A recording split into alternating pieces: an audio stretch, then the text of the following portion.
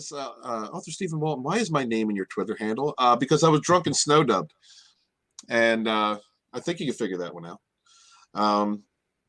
Okay, going forward, Snowdub says, where'd he go? I'm sorry, guys. He jumped on me.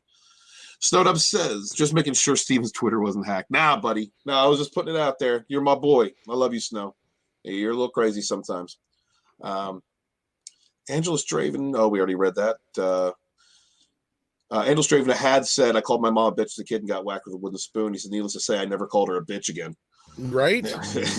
And that's a point. Like when I was, my dad became a little bit, he was a bit abusive, but on the measured end of that, I never wanted to cross him until I was big enough to fight back. To physically challenge him. Yeah, honestly. He did keep me in line with a few things. He imparted some moral imperatives upon me that were backed up by the threat of the rod, and it worked. It kept me in line to a degree. So I do think that there is something to be said about putting the fear of God into your child a little bit. Yeah, however you want to put it, I think it does matter. Yeah, there's this whole generation. I don't think they have any. They act like they have all the moral high ground, and I don't really think they're out for anything other than themselves. That's the biggest thing. It's worse than the me generation of the 80s. Yeah, and I think it also sometimes especially with everything as fast as communication travels as fast as it does today. Technology is moving faster than I believe humans have the ability to evolve with, and so you have a lot of exposure to everything all the time in an instant at your fingertips, and sometimes grounding your kid and letting them think a little bit, slow down, maybe do some introspection is a good thing. Mm-hmm. Script Doctor says, hail the fourth wave. Hail Script Doctor. If you want to jump in, man, I'll throw you a link. Always love having you on. Indeed.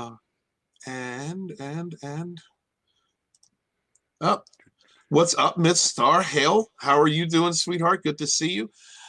We are going to move into Bear's article because I think that we need to talk a little bit about Anas Abdeen, Justice for Anas.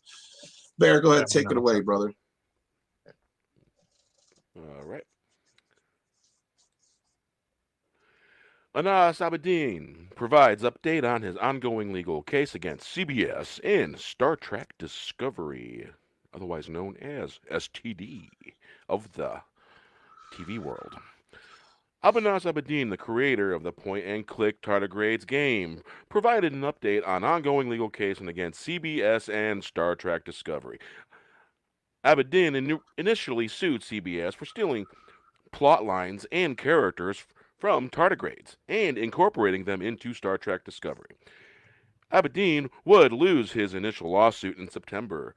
He wrote, I just returned from visiting Dad from the cemetery. I got the news that the judge ruled against me. I would like to thank everyone who supported me. I don't have enough words to describe my gratitude to everyone who believed in me and my case. I cannot thank my lawyers enough for believing in me and fighting for me. I respect the ruling, and I expect everyone to do so.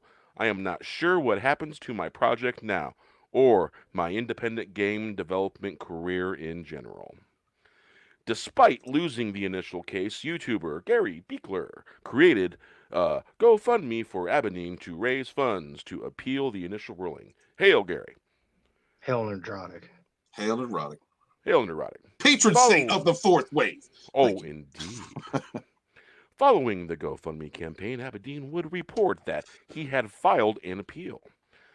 I have filed an appeal to the ruling regarding the tardigrades lawsuit as an independent creator. I found myself with no rights. If I don't have rights, so does everyone else. I think they're missing one little bit here. Okay. And it was more so that when Anas decided he was going to appeal, he reached out to us, me, and then I reached out to Gary and whatever. But so he had decided before anything was set up that he was going to appeal. I just think that's important because I don't know if they really made that clear in that. Aha. Indeed. In his most recent update, Abedin thanked Gary, misspelling there, Gary Beekler, and everyone who supported Did it say Gay GoFundMe. Beekler? Yes. It does. It does. It does. It does. That's a San Gary, Francisco joke, ain't it? Gary, I might have to meme you a little bit, brother. It's only because I love you. It warms my heart the way you all supported me and how the GoFundMe succeeded in a matter of a few days. My dearest friend, Gary Beekler, Nerdrotic, took time and effort to set up the campaign. With all your help, we managed to raise more than $21,000 in a few days. He added, this appeal wouldn't have happened without you all. And I'm not only talking about the financial part of it, the positivity, the support I got from you are always cherished. The message you sent have been received by the defendants, and it shocked them to the point of freaking out. Hail the fandom menace. Hail to the fandom menace. Hail to Gary and Nerdrotic.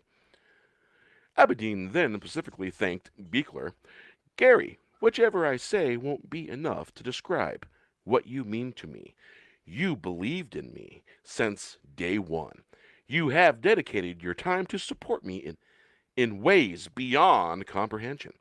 But it is not a surprise from such an awesome individual like you. I love you, man. Hail to that. Hail to that. Man, that's awesome. That's awesome. After thanking his supporters, Abedin then recapped why he was suing CBS and why he pursued an appeal. My ideas to space-traveling tardigrades were denied originally because tardigrades are real-life creatures, and because they survive the vacuum of space. I believe the way I presented the tardigrades creatures in my game was original with all the combination of attributes and abilities I gave those creatures that hadn't been presented in any previous work. There isn't one single piece of work that uses giant blue tardigrades to help humans travel the universe instantaneously before my game, Tardigrades. He added, my ideas were also dissected into the basic elements where conducting a comparison would be completely unfair. It's as if you are breaking down a painting down to the color components and saying that the color red is not original and not copyrightable, neglecting the painting as a whole image. That's a very powerful statement right there. Mhm. Oh, STD indeed. should be ashamed of itself. Abedin then detailed that he consulted with former United States Circuit Judge Ronald D. Rader on the case. He writes, I have consulted Judge Rendell R. Rader, former United States Circuit Judge and former Chief Judge of the United States Court of Appeals for the Federal Circuit, about the whole situation and court's dismissal. He has shaped United States intellectual property laws for decades in his court. His opinion had a great impact on me going further with the appeal. Rader was appointed to the United States Court of Federal Claims in 1988 by President Ronald Reagan and was confirmed with unanimous consent to the United States Senate. He became the Chief Judge of the Federal Circuit in 2010. While serving on the Federal Circuit, Rader taught law at the University of Virginia School of Law, Georgetown University Law Center, the Munich Intellectual Property Law Center, and the George Washington University Law School. His law balls are big. Okay. Oh, yeah. He would retire from the Federal Circuit in 2014 after recusing himself from a number of cases. In a letter sent to his fellow judges, Rader explained that he engaged in conduct that crossed lines established for the purpose of maintaining a judicial process whose integrity must remain beyond question. That conduct involved an email message that Rader sent to an attorney who had argued before the court. Rader explains, the email reported with certain inaccuracies a conversation I had with another member of the court who had praised the attorney's performance. I added my own praise and urged the attorney to show the email to others. While I never expected that email to emerge as it did, I realized in retrospect that the email constituted a breach of the ethical obligation to not lend the prestige of the judicial office to advance the private interest of others.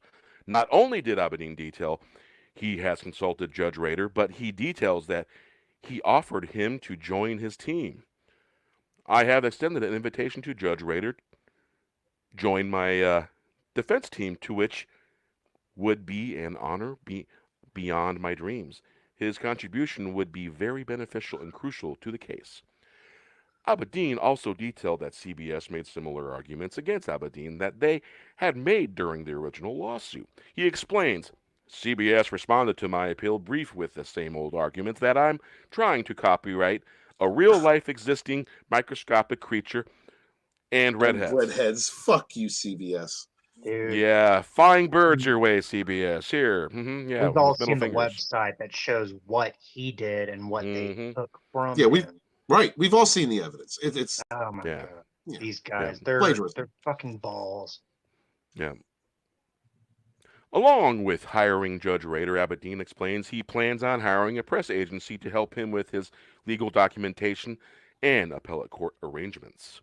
I am also going to hire the same press agency for my legal documentation and appellate court arrangements.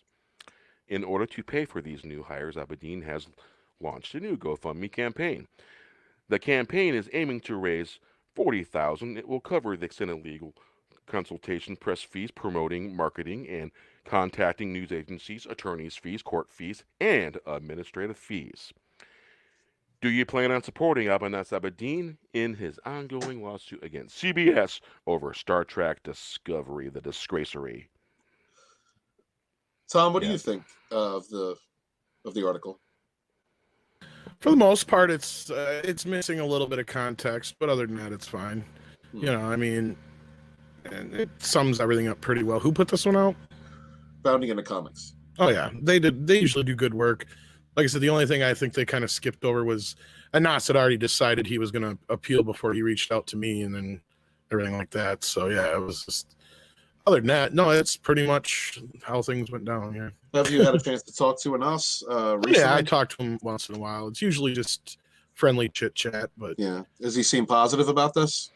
He seemed pretty positive from the start. I mean, he was overwhelmed, I think, by the response that Gary and I got from our telethons or whatever you want to call them, and because I mean, shit, within 48 hours we had raised way past the goal, and you know, it was, you know, then it was just a matter of getting it to his lawyer, and it was just a big, long, freaking thing. But, you know, it's finally getting going, and I think he's got a good shot. I think that their argument, and that's the thing, is a lot of people would pick up on the argument and go, oh, well, court said he didn't win, and blah, blah, blah, blah, blah. He's just trying to copyright something that's already in nature. It's like, okay, then.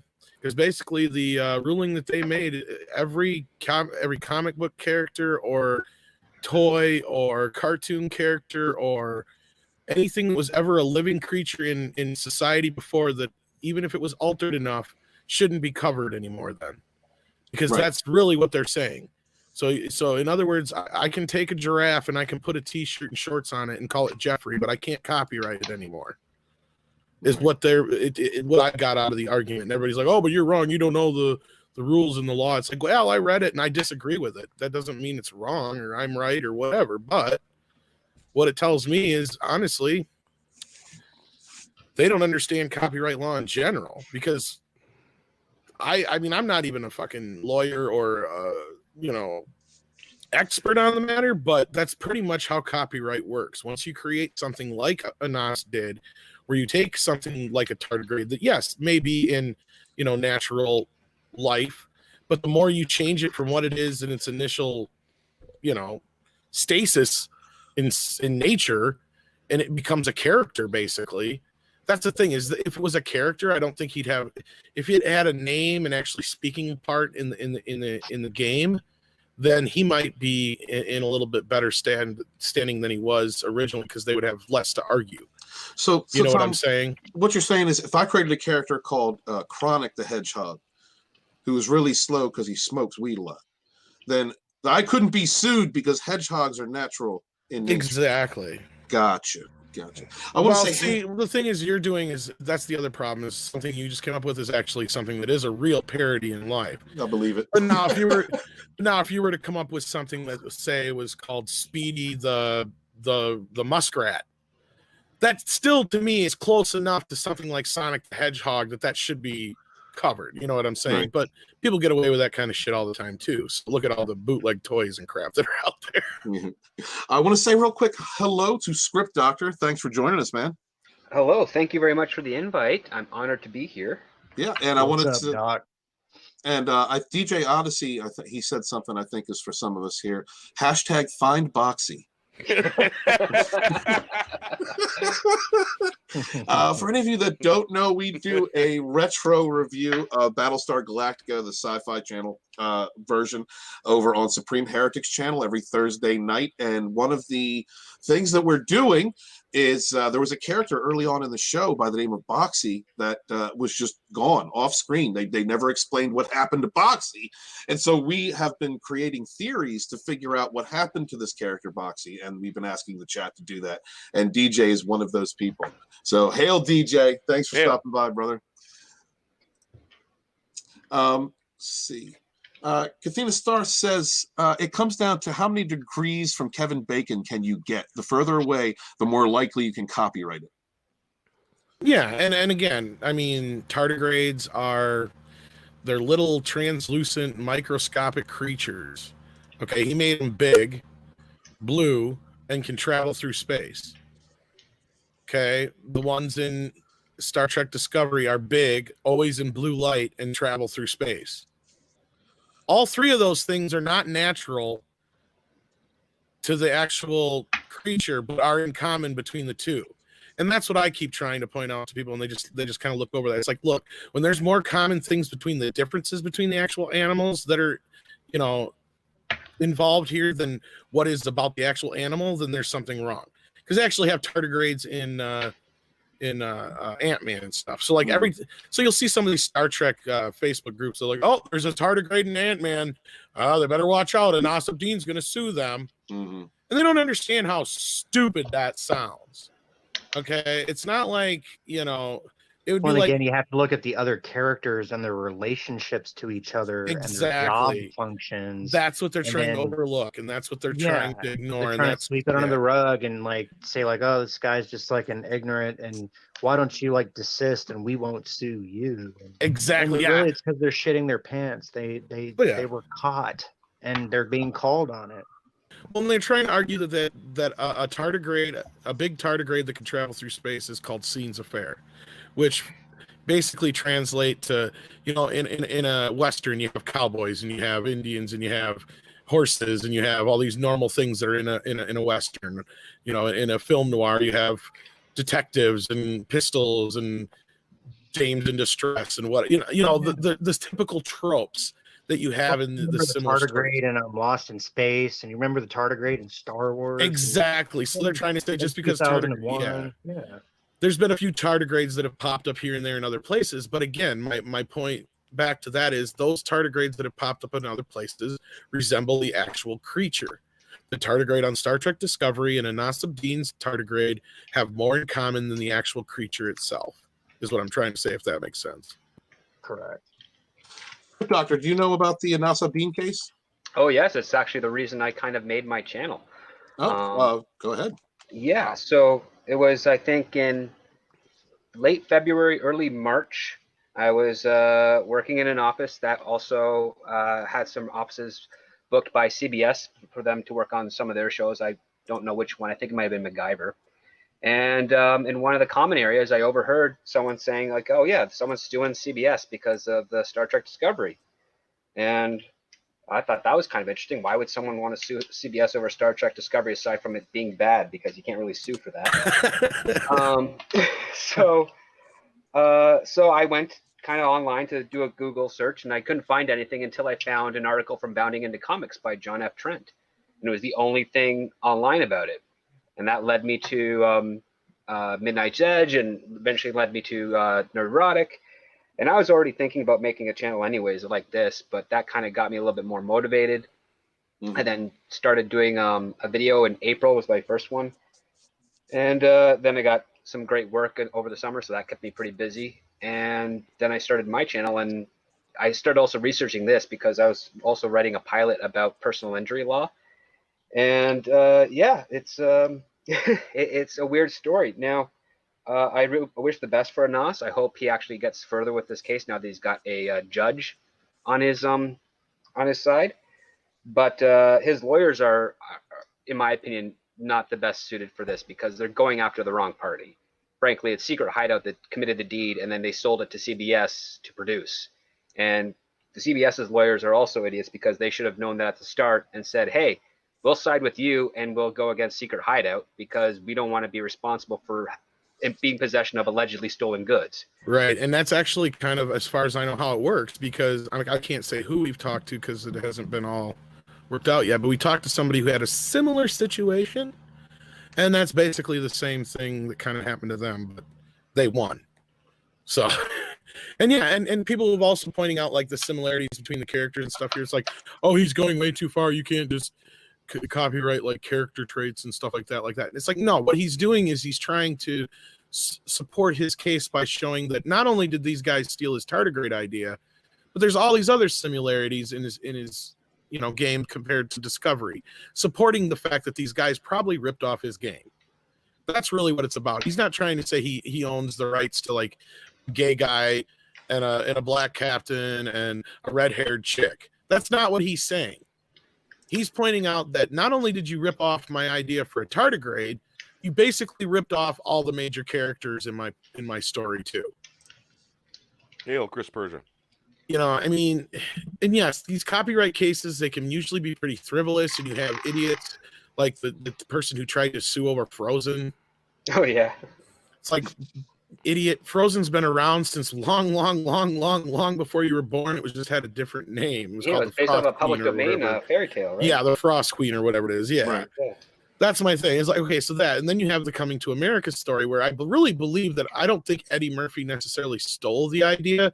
I just think somebody had a very similar idea to Eddie Murphy's, and it just so happened that they both came up with it close. I mean, it does seem like a generalized idea. I mean, right. Yeah. You'll have that, but then you'll just have blatant people just going out there and obviously just ripping shit off, like Kurtzman and JJ and those guys do all the time. Yeah, they're notorious for it. And hey, we got a Mecca in the chat. We got Hail, a Mecca. Hey, what's going on? The Queen of the Fandom Mecca. Menace has How you graced been? us with her presence. Thank you. Hail. Yeah, like she's saying, it's a similar enough that it's questionable. That's the Right. point, right? And even if that's they're trying to say, oh well, the tardigrade's brown and all this stuff. They've been trying to say that for a while. Then they went and screwed themselves, if you ask me, by doing that short trek and making the damn cartoon tardigrade like a bluish green with green belly and under stuff. It was like you just screwed yourself, if you ask me. Maybe that's why they're shaking in their boots. Because here's the thing, if you notice when he first dropped the original lawsuit, it would have lined up perfectly with when they got rid of the tardigrade in Discovery. And then all of a sudden when they thought they initially had gotten the case dropped is when they brought the shit back. So I don't know. It just, to me, it's very, the cartoon, he's blue. That's what I was saying, Mecca. Yeah. Mm. So that's where it's like, make up your minds here, guys. Which is it? Is he brown or is he blue?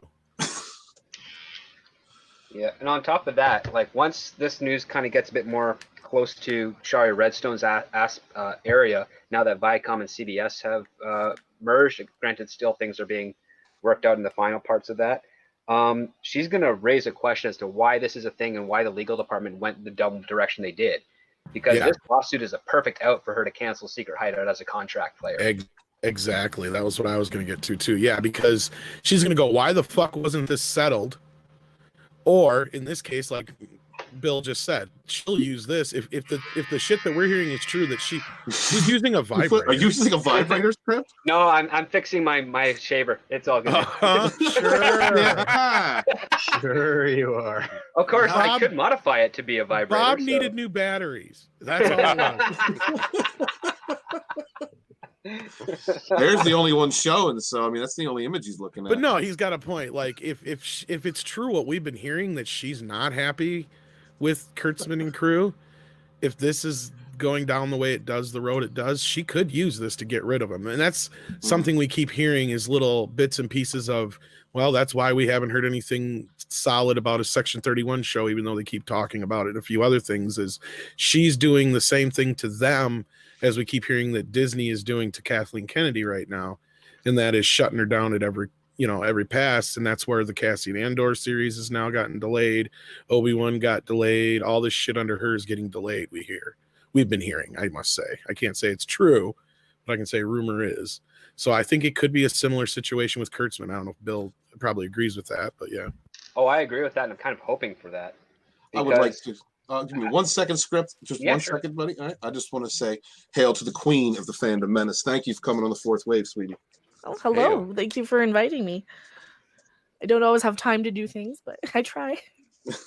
We appreciate it. I'm sorry. Go ahead, Script. Well, as I was saying, is like I really hope that they're going to go that way with Kurtzman, because the one thing that is getting harder and harder for him and J.J. Abrams to hide, especially over the last few years, is how much they kind of lazily steal from other creatives, and that surprisingly hasn't really been a huge issue in Hollywood for like 40 years. Just because the community is pretty tight. If as soon as you write something, you start sending it out, people know you did it. And then if someone comes in, a couple days later with their own version of it, they can tell the writing style if it's been copied or not. Because hopefully, if you're a good enough writer, you have a voice to your scripts and it's familiar. People can recognize your work. And nobody even wants to have the second person who came up with the same idea as script, because they're probably not going to have another idea to follow that. They want the first person because they realize, hey, if this story is good enough and we want to explore this universe more, let's go back to the guy that did all the work or the girl that did all the work to begin with, because they might have more room for it to grow, especially nowadays with franchises being so popular. But a person who copies a story, they can't make a follow-up. They just can't, because they didn't come up with it originally, and Hollywood knows this. And JJ has been kind of selling people on this idea for years, and it didn't help that Steven Spielberg gave him a little bit of clout and credence at the beginning of his career, because he's been riding that for 15 odd years, and Kurtzman being part of the same camp is just coasting on that as well, and it's just really bad. But I really hope that what ends up happening is the appeal goes through, it rules against CBS, and then CBS as a recourse will then use that ruling to justify a lawsuit against Secret Hideout. And then that'll be a whole legal thing for a couple of years. And then that will end up imploding on Secret Hideout's end. And hopefully those guys will learn to maybe work a bit harder and be a bit more original with their work in the future. Right. Well, see, and I'm wondering from the perspective of a huge multinational conglomerate, if they think that they have enough clout to openly steal somebody's idea. Oh, hell yeah, they do. Yeah. Oh, they have the clout hell to yeah, do they it. do. But the thing is, they'd rather pay for it because it's a lot easier and they'll make more money. That's just kind of the way it is. Only if you're dealing with production companies that are run by the mob will you really have to worry about them stealing ideas. Well, we were talking a couple weeks ago about the similarities between the White Lion and the Lion King, and they just because they're Disney or CBS, fuck the original creators. We'll just do it a little bit differently and slap a different logo on it. Yeah, I think the argument that Disney made at the time was also that the Lion King was supposed to be like Hamlet, Which it is. which I mean it is, and that's kind of what can sort of save something, is if you take an imagery of one idea and then mix it up with a public domain idea, you're technically free of copyright issues. Well, and that's what It just Disney depends has on how done. close. Yeah. That's what Disney was kind of built on, was taking these public domain stories, making their own versions, and then their versions becoming the most well-known versions, but then you don't use their versions because they copyright them. Yeah, like the Seven Dwarfs don't have names. Exactly. They're Disney was very smart about that kind of stuff. Speaking of screw the original creators, can you guys explain to me what episode 5 of Picard was? It was a fucking abomination. It really was. I've written a bunch of notes about it, how it's a pointless story. It doesn't do anything. It's a disservice to every character in that. I don't even believe Jonathan Frakes really directed that episode, because although the structure's fine, I don't, unless he hates Patrick Stewart, I don't believe for a second he'd let him do that. No, it was Thomas Riker who directed that one. Now, I have to say that one of the very first channels that I was ever able to commiserate with when Discovery came out was Mecha Random. Because Queen, could you please explain to me if you know what this episode? What was this episode? Well, this was an episode that said we're picking sides of which fandom that we want to cater to. First off, and they picked the side of the screaming cheerleaders at Star Trek Las Vegas who like to wish death upon William Shatner and go and stalk these actors from convention to convention to get their autographs and pay all these extraordinarily, ridiculously high prices to meet and greet these actors. And they are taking the side of the people who Anthony Rapp brings in, specifically because the original actor who played Icheb spoke out against Anthony Rapp in the whole Kevin Spacey scandal. Really? Yeah, so I believe that it was because if you look through his Twitter feed, just the first thing that you see is people from like trekcore.com telling him, yeah, fuck you, because you're defending a you know what, because he was defending Kevin Spacey, basically. So I'll avoid using the language on the channel, but yeah. You go ahead. I'm not monetized. You say whatever you want to say. Yeah. Yeah, it's funny. The P word I was going to avoid anyway. Got you. So that's he defended Kevin Spacey and the super far left sort of people that like to make everything political. They like to make everything about diversity. That is who they're catering to with this episode. They said, you know what, F you. We're doubling down. We're screw the old fans, and that's what I believe happened there. And I believe it was in the reshoots too. So did you like did you like Jean-Luc with the eye patch playing French Jean-Luc? That was probably the best part of the episode. I felt like I was watching a Hanna-Barbera cartoon for a minute there. I didn't know what the fuck was going on. Hey, Mecca, did you know that Orville Nation interviewed Manu? Yeah. And we're trying to get him too. You can actually listen to that interview. I was involved in that one, and he talked about that briefly. So am I right? I had not gotten. I just dropped a little, justice for each of the chat, and I had to take off, so I didn't get to hear it. Yeah, awesome. Am I wrong? No. Okay. No. Nope. Yeah. No, they didn't even invite him to play the part. Yeah, that's he said he would do it. I was ticked. Yeah. I was ticked. It's like, what? I couldn't believe it. It's like, that's not Egypt.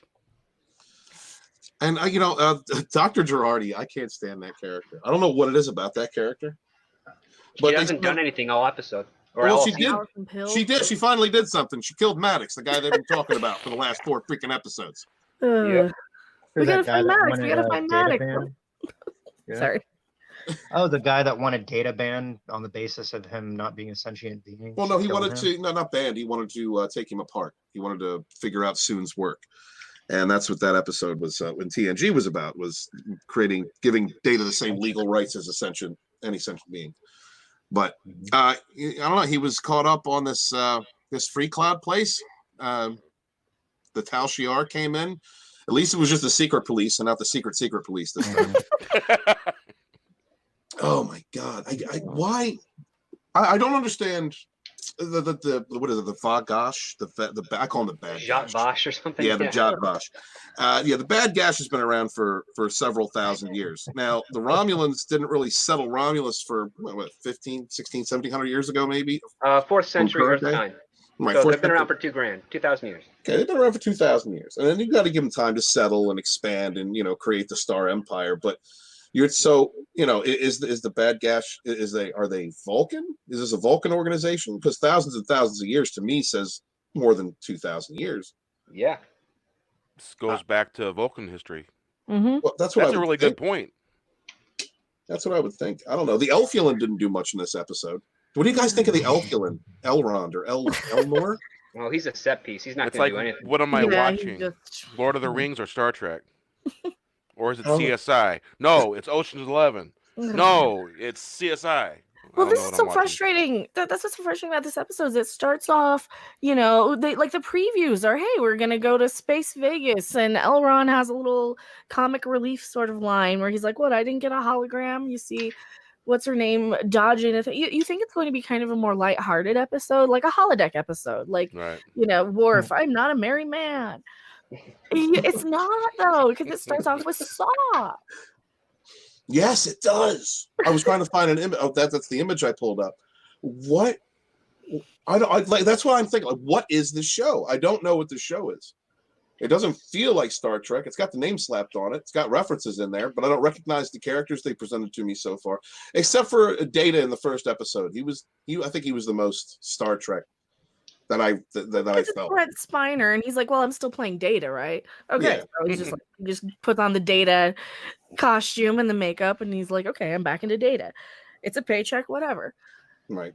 And they let him 25% Las Vegas. different, so it's pronounced data. I'm just thinking of that Pulaski conversation they had in the second Oh season. God, I hated Pulaski. I wanted to slap her every time she opened her mouth. One is my name, the other is not. Oh, I love him. He's so cute. He was a cute one. He was like he was kind of like a puppy dog or something. He was like the one, he was like the funny kid, like kids could identify with Data. Yeah. It was that innocence and that willingness to explore humanity. He would normally be like the Orko or the Snarf, but he's right. He's very endearing, so he's not annoying.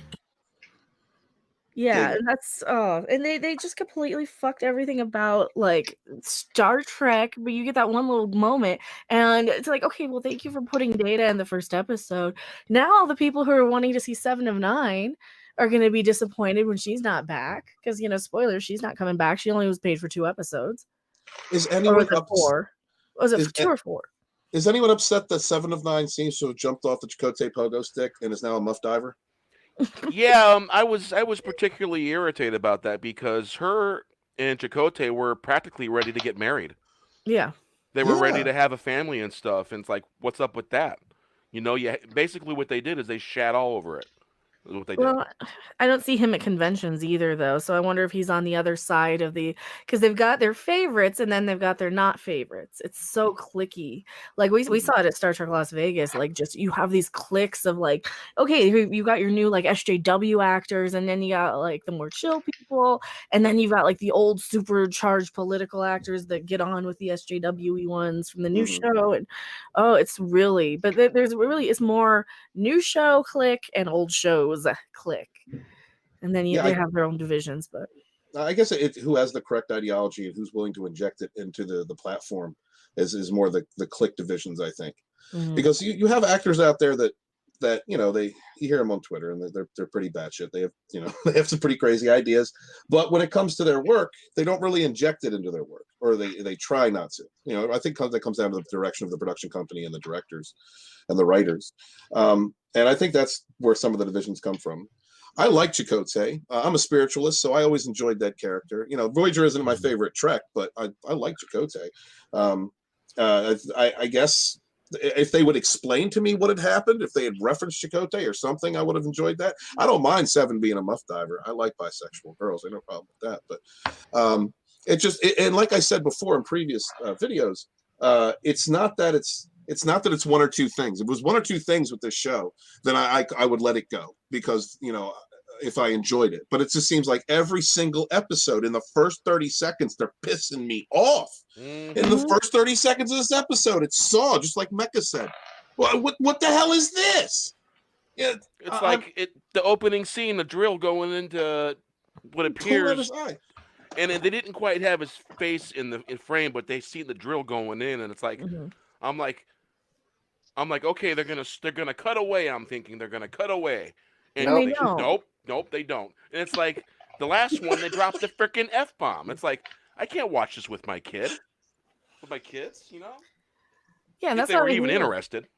That's what I hear all the time. Star Trek used to be for everybody, and people are saying, no, I can't watch it. Like, I read the comments, even if I don't get to heart them all, I'll still see, I'll glance through and I'll see, I can't watch it with my family. What the crap, I was willing to give it a shot. The biggest one I see is I was willing to give it a shot until they did this. And for a lot of people, it's the second episode. Now it's this one. This is the final straw. because yeah, I mean, yes, there's always been violence in Star Trek. Yes, there's always been, yeah, you had the Borg stuff where they're going to stick a drill in somebody's eye. We know they're going to do it, but they cut away so you don't have that imagery. You just have it in the back of your mind that, okay, yes, it's really, really icky, but this is still to entertain me.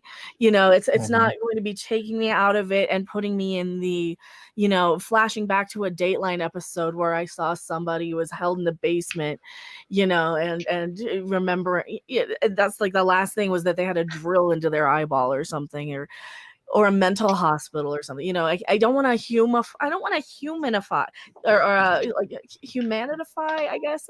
Humanify. Yes. Or be desensitized by. Yeah, I don't want to put that to a fictional character because it's going to take me out of being entertained by a science fiction exploration show.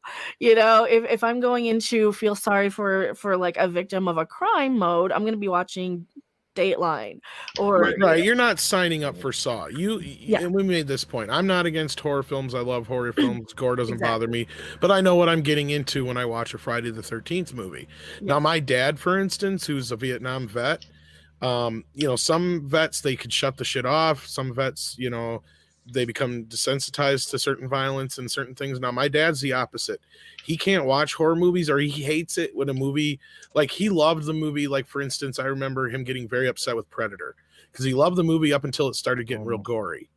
And that's the thing that bothers him is once the gore goes over a point, like he doesn't mind, he's like, you don't have to show it. And that's the shit. He gets flashbacks from seeing some of that shit because he was one of the guys that had to clean up a lot of the bodies and shit. So like he can't watch scary movies and shit like that. And it's not because he's a wussy. He just doesn't want to see all the gore and crap. Exactly. And that's why I've never showed him the last Rambo movie either. It's like he loves Rambo, but I'm like, I told him flat out, you're not going to want to see it. Or not this last one, but the one part 4 where it's really gory. Yeah, well, this one, new one's too, but it's kind of the same way with me with spooky stories, horror based. I've seen some things that would make most people want to run and scream. Once you see a dryer lid banging open and shut by itself, and seeing a closet door across the way slamming open and shut, most people would want to just run away. Me, I walked right into the basement and smudged it.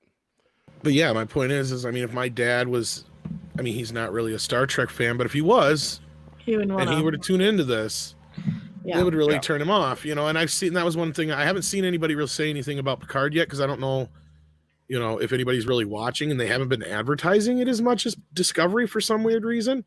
But I used to check out all the Discovery advertisements all the time, and generally there's at least a half a dozen things there that say, like, my dad loves Star Trek, but you're keeping it from him because you put it on an app he doesn't have access to or doesn't know how to use, so now he can't watch Star Trek. And then of course there'd be 10 people like us underneath and someone going, don't worry, honey, he's not missing nothing. Yeah.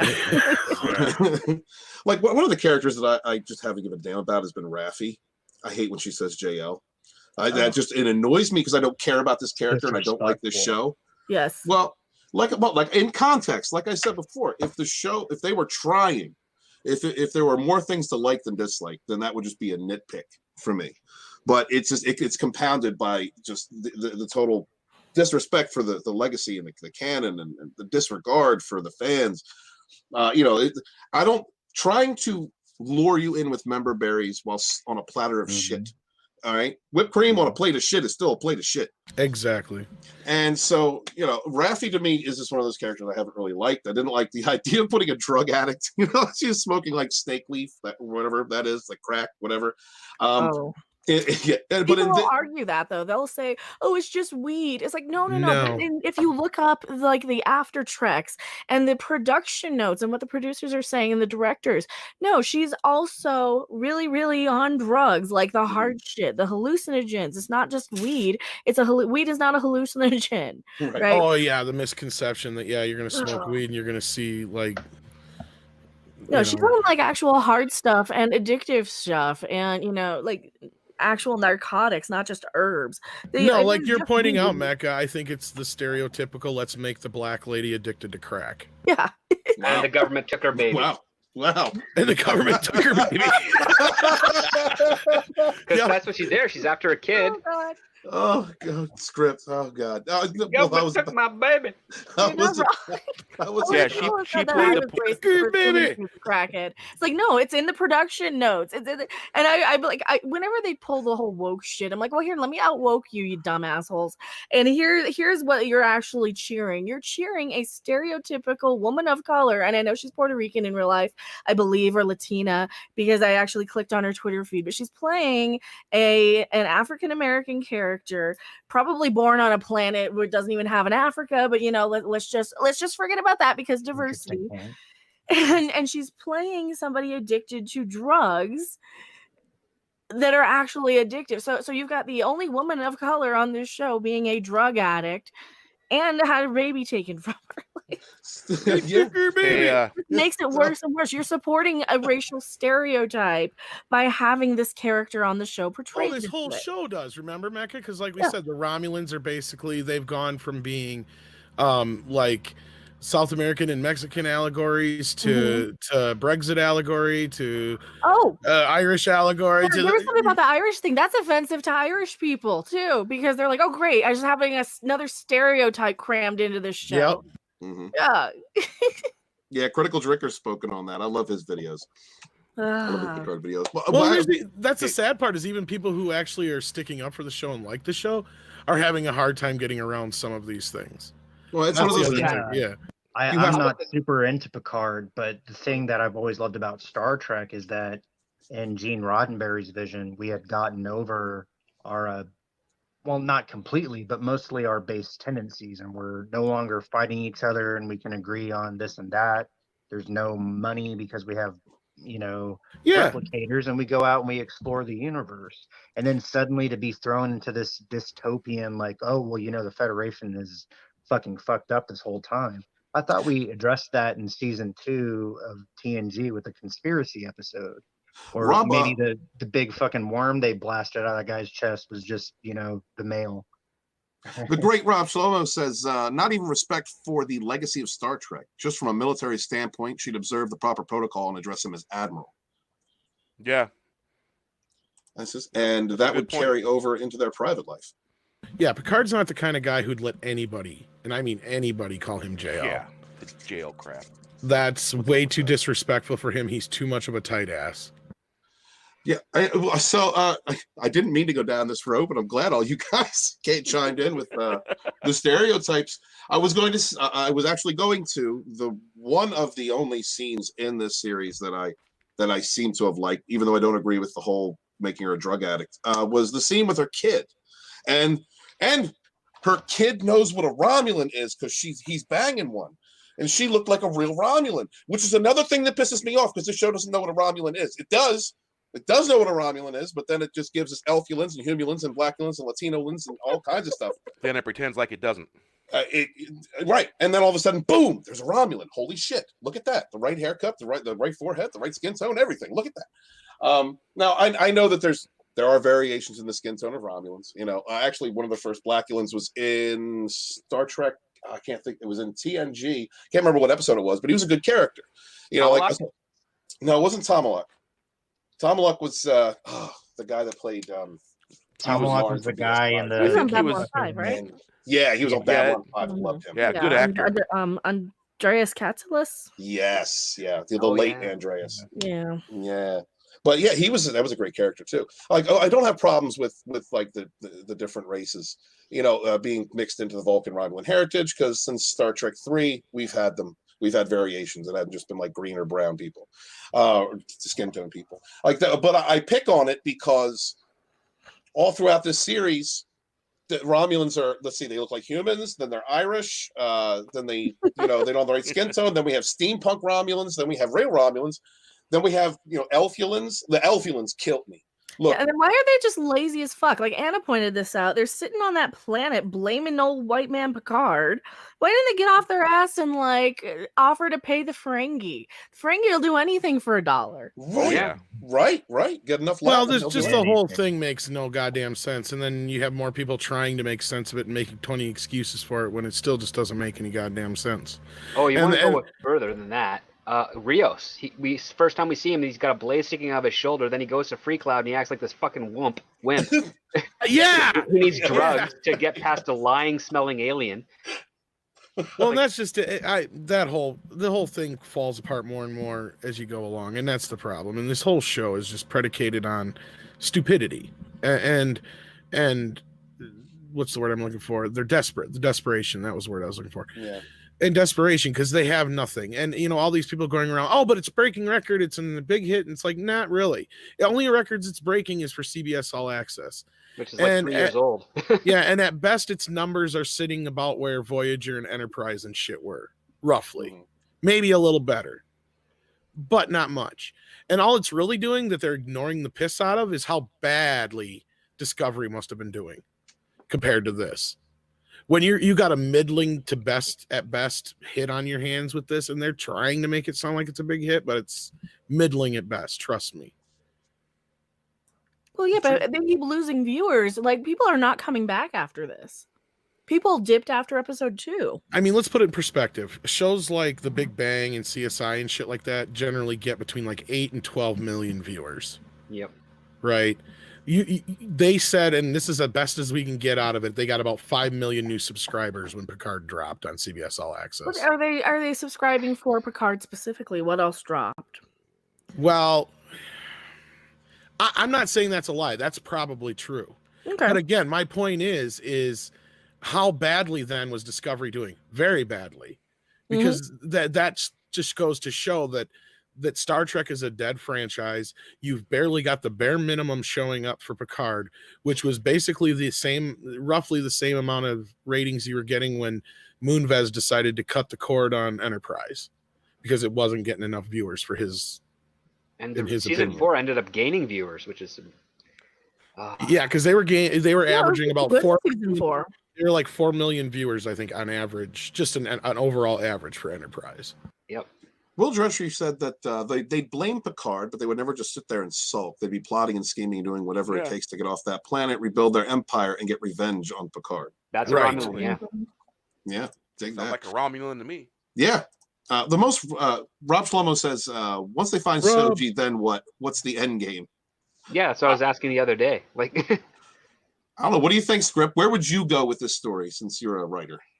oh, if I was handed, like, if these 5 episodes aired and they were on a break and they asked me to come in and try and do something with it, okay. I'm on the spot here. All right. What I would probably end up doing is I would commit to the idea of Soji being a destroyer. I would have her, like, I guess, activate and start taking out everybody on that Borg cube. I might, because I'm desperate and I don't have a lot of time, and we have Brent Spiner on cast, what I'd probably do is I'd have her, after she kills everybody on the Borg cube, she takes it over and she takes it off to another planet. And on that planet is Lore and Bruce Maddox, and we find out that the Bruce Maddox that Alison Pill's character killed was actually just an AI, an android itself, like one of the most advanced ones there, just a clone. And it's Lore and Bruce Maddox trying to create, a utopian version of what the Federation should be under robot rule. Maybe do a little bit of a borrowing from Dune, from the Dune history with the machines, and have Picard realize that he was mistaken trying to save this person, and now he has to kind of rebuild allied planets who are suffering under the Federation to create a new Federation and sort of put an end to this misuse of artificial intelligence, because it's the antithesis of what Data was. And figure out some way to. That's how I'd start it, and then I just need other writers to help me to hash it out. No. This is how you fix it. You have Picard go, "Fuck this noise! I'm out of here. I need my Worf." And then he goes and he steals the Enterprise and he picks up everybody and they go on a fucking holiday. I think I'd actually add in he seeks out the Klingons and be like, listen, you hate the Romulans, that's fine, but there's a bigger threat looming, and what's the use of having a weak adversary of the Romulans when we could kind of build them up and get that culture back, and maybe have them be the ones that sort of surround that planet, and not make it a war thing, but try and appeal to Maddox to return to who he once was and have a battle of wits with Lore and eventually deactivate Lore and deactivate whatever other androids he's built and sort of get things back on track and maybe remind people that there is a law that you can't have synthetic labor. And Script, you were put on the spot and you came through. Good job, bud. I miss my it is mom. my job. Hey, I still need my Space Rise intro. I've got some thoughts about where I think they may be going with the storyline with the data molecule they use to make Soji and The Dodge. brain sperm? Yeah, I think they're gonna. Positronic neuron. I get the feeling that they're going to also say that being they're calling her Destroyer, she's gonna be there. Basically, they're insinuating that she's gonna be able to control all the former Borg. That's the feeling I'm getting. Oh, like a new So queen. maybe there's gonna be a molecule. They found a queen in the Borg cube, and they used that molecule and Data's molecule to create both. Well, at least it still would have been a man and a woman. A Borg queen rebirth, as it were. Yes. That's why she's a destroyer. I don't think you're far off. If Yeah. the leaks are true, which they're proving to be more and more true, there's something to that, but there's more data involved, I think. I haven't even looked at the leaks, to be honest. I haven't either. Yeah, I've I've only been trying to stay seen away what from it. you guys have These shared. are just the feelings I'm getting from the episodes I've watched so far. Well, basically, the leak insinuates that by the end of this year that she basically is Data, like, kind of thing. Yeah, she kind of. Data with emotions. Gender swap. Yeah. that Well, one's basically, compromised. it'll be a way they can say it truly is his daughter. It is him. Just, yeah, in human form as a girl who Mhm. likes to fuck Small. on the first Romulans date. that are beta Romulans. She's Romulans, Beard DTF. boys. She's DTF, boys. Yeah. All right. Dig it. Now the sister Narissa on the show. She's probably one of my favorite baddie, I guess, because she's hot. I'll just admit that. She's hot, and she's also a Humulan, but she has the most Romulan attitude in this show. She wasn't in this episode, but I kind of missed her because I feel like of all the different Romulans they've given us, she has the most Romulan-like attitude. That's sinister, cutthroat, And she wants to fuck Housekeeper her you're brother. talking about? Well, I don't understand I don't like the Bucktooth Soylent. I can't stand him, and especially after the whole sliding up and down the hallway scene. I can't handle that character. So it's like I got to go with the bad. Are you talking about his sister, the one that wants to fuck him? Yeah, I'm talking about his sister. okay. Yeah. Peyton List, right? That's Peyton List? Peyton List, yeah. Peyton, she's cool. I liked her. I think she was the only Poison Ivy that I liked in Gotham. Not that the other actress did a bad job. I just really enjoyed her look as Ivy. Oh, yeah, she nailed it. She nailed a good look. They just didn't give her a character to work with. Right. Gotham was hit or miss the whole damn time. Yeah. Yeah, I don't. Mecca, what do you think of Peyton List? Oh, the Romulan chick. Well, I think Yeah. okay. I have some thoughts about why they're trying to hump each other and not just Game of Thrones. I think it's because of anime. That's such a huge thing in anime, and they're trying to attract like the under 30 anime crowd into this. That and the Game of Thrones crowd. And the Game of Thrones and all that stuff. They're just trying to copy a little of everything. I just wanted to not lean in memorable. close and be like, "I'll do you once you get braces." Why? She's She has more really memorable bad than the teeth. rest of them, though. I mean, that's the thing. Like a lot of these characters just go in one ear and out the other. Mm-hmm. No, but I'm pretty sure that Alex Kurtzman has a type now. Yeah. Between Little Spork, beard boys, yeah, little emo boys with funky teeth and beard big boys. ears, Yeah. beards. Ugly is in. I mean, okay. All right. Who would have guessed it? It's so the ugly girls think they can get them. That's why, because they're trying to attract. Here's what we noticed at Star Trek Las Vegas: the type of people who do like the pro cosplay and go to the convention hopping aren't, nearly as up to snuff as like somebody in a Slave Leia outfit over for Star Wars or something. Right. So they go over to Star Trek because they're a little bit more outcast. Because Star Trek was always the outcast anyway. We Yep. were always like the redheaded stepchild of anything. Yep.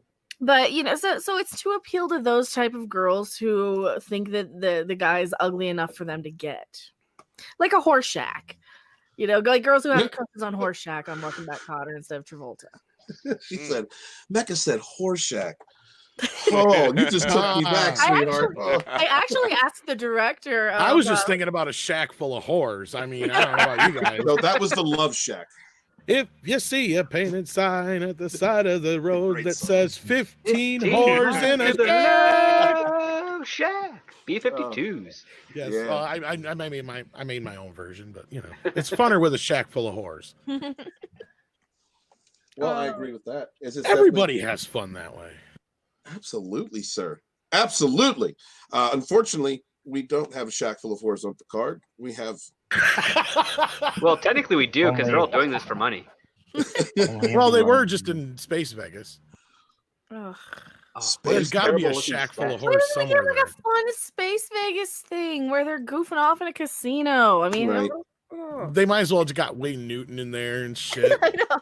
Oh, that'd be so great.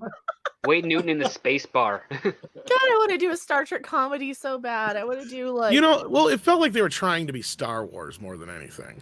They're That always trying to was be the Star vibe I Wars. was kind of getting. It was trying to be more like the Star Wars bar. I don't know. That's according to Alex Kurtzman. He never got Star Trek. He never liked Star Trek, and he would go to his friend's house, and he would like want Star Trek to be Star Wars. So he would always like sit there and figure out, oh, how do we fit a character like Luke Skywalker in there? How do we make him more appealing to children? How do we do? Yeah, you just want Star Wars, you dumb fuck. You don't like Star Trek, and you know it. Looking good. That set was just a warehouse, and they threw up some cheap lights and put in a desk for a bar and kept it dimly lit. It was $10 million an episode estimated budget, and that's what they give us. It looked better at Star Trek Las Vegas. Quark's bar was better. Well, Yeah. you know, one thing is that the head I can't think of her name, the head bad girl in this episode, her outfit did Not Marina remind me of Sirtis? yes. There's a Not Ronte or Marina something? Sirtis. That's exactly what I thought, Tom. You read my Yep. mind. But she did. Her outfit did remind me a little bit of Quark's bar.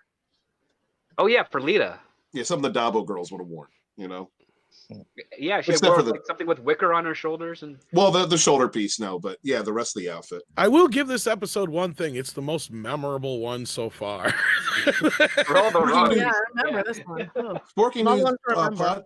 Sporky News podcast says that Narissa can choke him. She can choke me. Sure. Yeah. Hey, whatever your thing is, He's bro. Auto asphyxiation. She can step on my Someone chest send and, him and some ash on my Vulcan ears for face his and tell me wife. what a bad piece of shit I am. I have no problem with that. You You know, worm. hey. So every time I see Mecca in the riding crop, I'm like, yes, here she goes. Listen, you guys, I gotta hop off the chat. My daughter just showed up. I gotta spend some dad time with There her. you Yeah, go. do Good that, parent Show her right some there. good See? fucking really Star cool. Trek. There Okay. you go. Family first, you toxic male. See Hey, that? I know, That's right? William Have some Shatner. happy That's family a, time. Now that's a Such piece of man. shit. But I appreciate being on the panel with all you guys. I try not to, do this a lot, but I've looked up to you guys. So fucking have a good show. Catch me around sometime, and I'll talk to you later. It's always Nice fun to in talk Mortal to you on Coral. this side of the microphone instead of just I see you in chat. So I finally got you. I'm actually trying to be a person now. I have my own channel and shit, so I'm just a check me out. person. I just I'll want to be play playing the- people. No, I'm just kidding. Yeah, I know, right? All right. Peace out, guys. We'll talk to you Peace. Take later. care, brother. Have Later, fun, brother. Immortal. And here's Scotty. Oh, I- Scott. I just got rid of my family. Oh Hey. man, How you doing, Jeff? I'm doing great. How is everyone? No, my kids just went to bed. Daddy's here. I knew Immortal would leave. Now, Scott,